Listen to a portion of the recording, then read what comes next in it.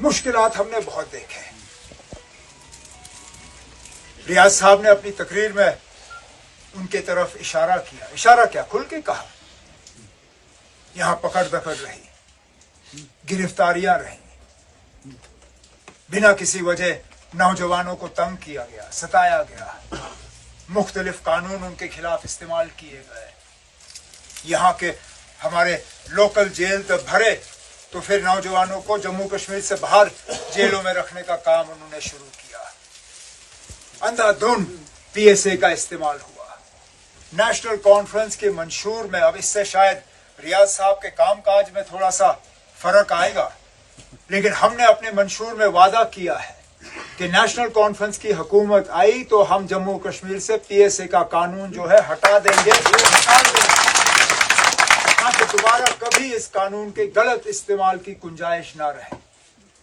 हमने कहा है कि जहां जहां नौजवानों के साथ पकड़ दकड़ हुआ है, गिरफ्तारियां हुई हैं, उस सिलसिले को हम रोकेंगे।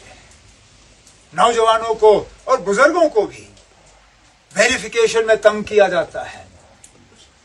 पासपोर्ट जब हज करने जाना होता है, पासपोर्ट बनाना होता है, पासपोर्ट की जब पुलिस की वेरिफिकेशन होती है वो आपको मिलती नहीं। जब बैंक का लोन लेने जाते हो उसमें पुलिस की वेरिफिकेशन जब मांगी जाती है, ये लोग आपको देते नहीं है। जब सरकारी नौकरी लेनी होती है उसमें पुलिस का एनओसी चाहिए होता है, वो आप लोगों को देते नहीं। सख्ती और जुल्म के अलावा पिछले 5-6 सालों में हमने कुछ नहीं देखा। और इसलिए मैं आज सैयद रियाज साहब को नेशनल कॉन्फ्रेंस में आते हुए बड़ी खुशी महसूस करता हूं, क्योंकि मुझे लगता है इससे हमारे हाथ और ज्यादा मजबूत होंगे।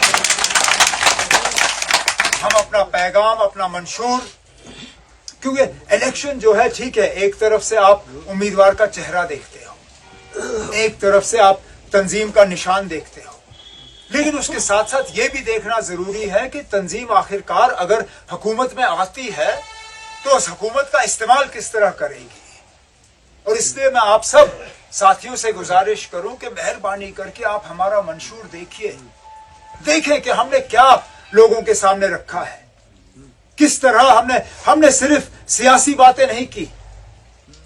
हम वो लोग नहीं हैं जो आपसे कहेंगे ना आप भूखे मरो, लेकिन हम सियासी बात ही करेंगे। हमें इस बात का भी एहसास है कि जहां हम सियासी लड़ाई लड़ेंगे वहां आपके रोजमर्रा की मुश्किलात हैं, आपकी परेशानियां हैं, चाहे वो नौजवानों के रोजगार को लेके हो, चाहे वो महंगाई को लेके हो, चाहे वो बिजली के निजाम को लेके हो, चाहे बिजली के बिल को लेके हो।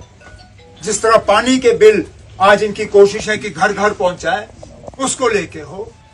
जिस तरह हमारे window pension, old age pension, social welfare की स्कीम है, एक एक करके इन्होंने तहस नहस की। जिस तरह इन्होंने जो बाबा कौम ने विरासत में हमें बच्चों के लिए मुफ्त तालीम का एजेंडा रखा था, एक एक करके इन लोगों ने वो मुफ्त तालीम खत्म की।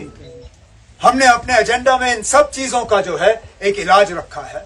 हमने मुफ्त बिजली की बात की, हमने मुफ्त गैस सिलेंडरों की बात की, हमने बिजली पानी के बिल खत्म करने की बात की, हमने यूनिवर्सिटी के लेवल तक बच्चों के मुफ्त तालीम की बात की, हमने सोशल वेलफेयर की स्कीमों को दोबारा जिंदा करने की बात की।